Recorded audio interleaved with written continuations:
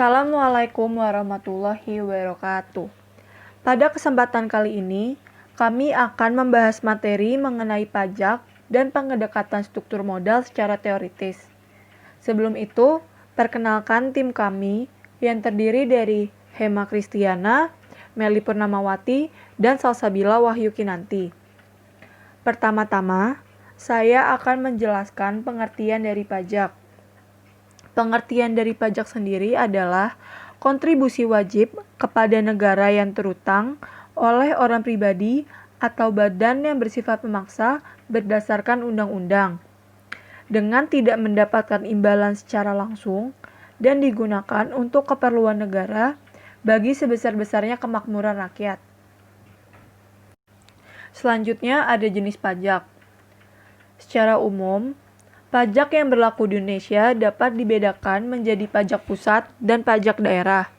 Pajak pusat adalah pajak-pajak yang dikelola oleh pemerintah pusat yang dalam hal ini sebagian dikelola oleh Direktorat Jenderal Pajak Departemen Keuangan.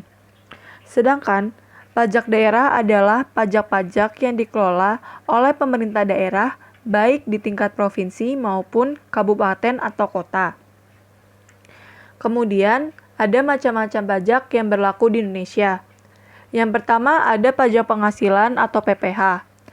Pajak penghasilan atau PPh merupakan pungutan yang dikenakan kepada orang pribadi atau badan atas penghasilan yang diterima atau diperoleh dalam suatu tahun pajak. Penghasilan tersebut dapat berupa keuntungan usaha, gaji, honorarium, hadiah, dan lain sebagainya. Subjek PPh sendiri terbagi menjadi dua, yaitu wajib pajak dalam negeri dan wajib pajak luar negeri.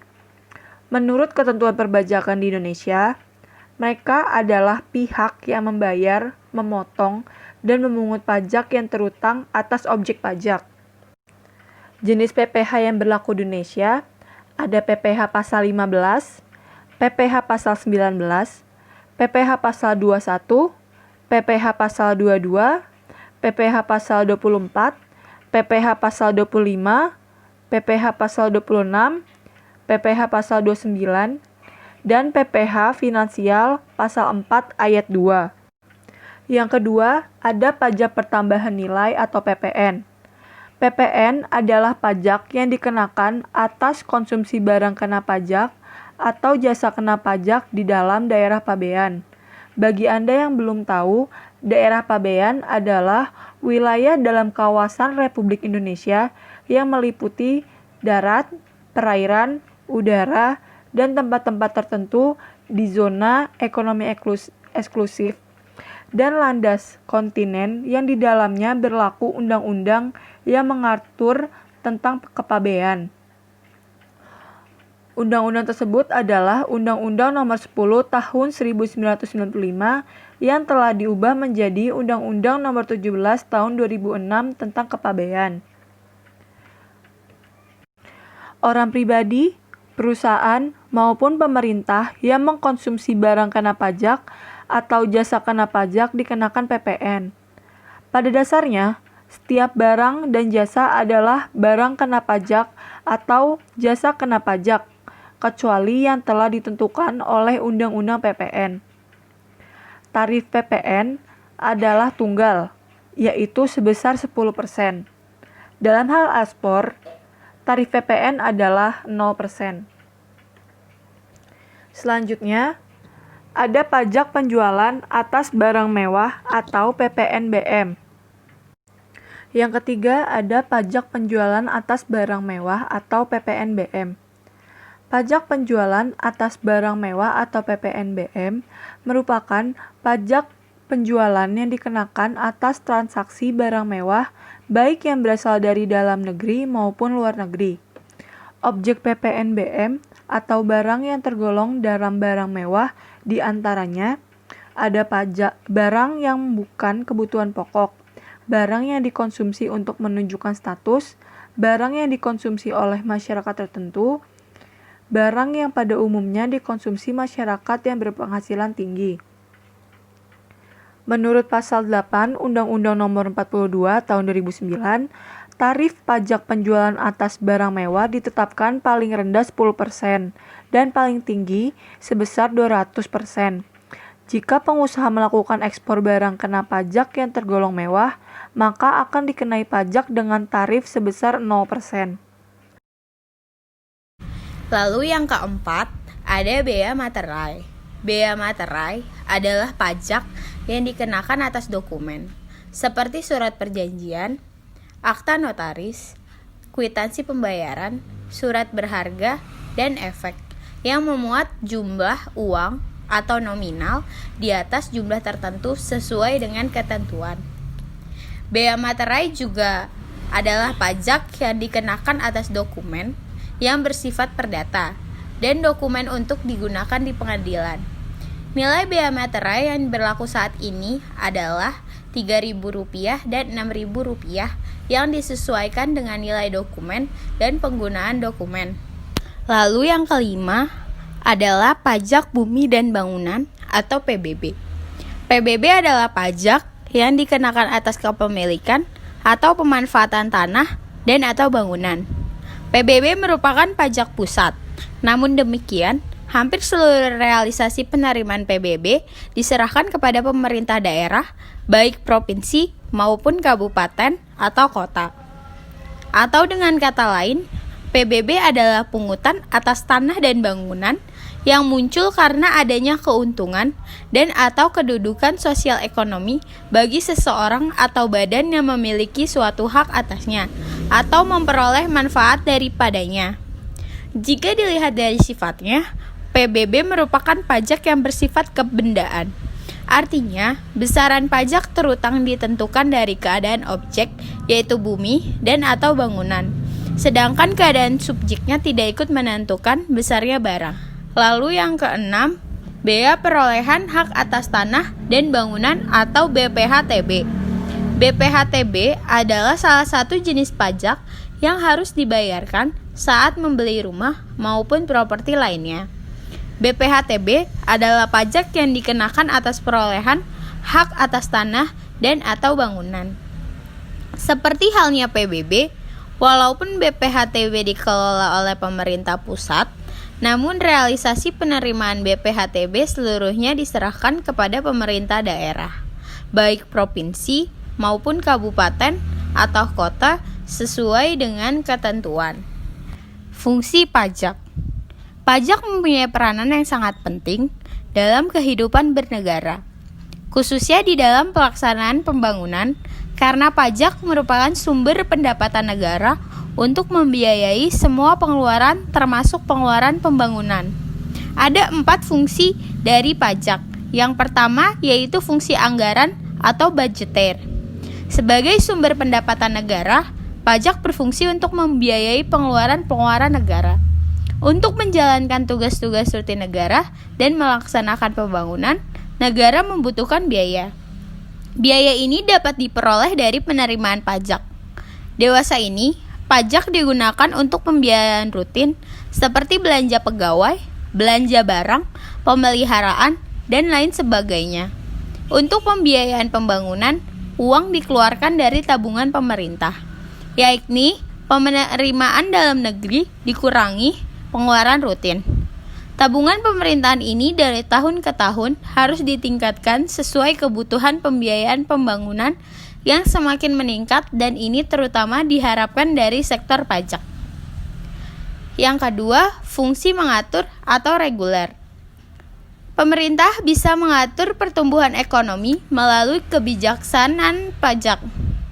Dengan fungsi mengatur, pajak bisa digunakan sebagai alat untuk mencapai tujuan. Contohnya, dalam rangka menggiring penanam modal, baik dalam negeri maupun luar negeri, diberikan berbagai macam fasilitas keringanan pajak. Dalam rangka melindungi produksi dalam negeri, pemerintah menetapkan bea masuk yang tinggi untuk produk luar negeri. Yang ketiga, fungsi stabilitas. Dengan adanya pajak, pemerintah memiliki dana untuk menjalankan kebijakan yang berhubungan dengan stabilitas harga, sehingga inflasi dapat dikendalikan. Hal ini bisa dilakukan antara lain dengan jalan mengatur peredaran uang di masyarakat. pemungutan pajak, dan penggunaan pajak yang efektif dan efisien. Yang terakhir, yaitu fungsi redistribusi pendapatan. Pajak yang sudah dipungut oleh negara akan digunakan untuk membiayai semua kepentingan umum, termasuk juga untuk membiayai pembangunan, sehingga dapat membuka kesempatan kerja, yang pada akhirnya akan dapat meningkatkan pendapatan masyarakat. Selanjutnya, saya akan menjelaskan tentang struktur modal. Struktur modal adalah perbandingan antara modal asing dengan modal sendiri. Modal asing dalam hal ini adalah utang jangka panjang ataupun jangka pendek. Sedangkan modal sendiri terbagi atas laba ditahan dan penyertaan kepemilikan perusahaan. Sehingga dapat disimpulkan bahwa struktur modal juga merupakan keragaman penggunaan dari berbagai sumber dana. Sumber dana ini dapat terdiri dari modal saham, saham preferen, laba ditahan, dan obligasi. Selanjutnya ada faktor-faktor penentuan kebijakan struktur modal. Yang pertama ada persesuaian atau sustainability. Sustainability merupakan persesuaian antara cara pemenuhan dana dengan jangka waktu kebutuhannya. Sebaiknya cara pemenuhan kebutuhan dana suatu perusahaan disesuaikan dengan jangka waktu kebutuhannya. Yang kedua ada pengawasan atau kontrol. Kontrol ini merupakan pengendalian perusahaan oleh para pemegang saham, sehingga manajemen perusahaan bertugas untuk menjalankan hasil dari keputusan pemegang saham. Yang ketiga ada laba atau earning per share, atau dapat disebut juga laba per lembar saham. Laba per lembar saham ini merupakan tambahan dana dari manapun sumbernya yang dapat meningkatkan laba perusahaan. Yang keempat ada tingkat resiko. Tingkat resiko ini disebut juga sebagai riskiness. Contohnya adalah hutang.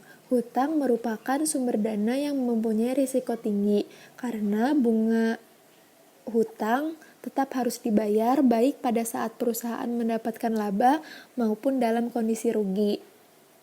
Sehingga hutang dapat disebut sebagai sumber dana yang mempunyai tingkat risiko tinggi. Selanjutnya ada teori struktur modal.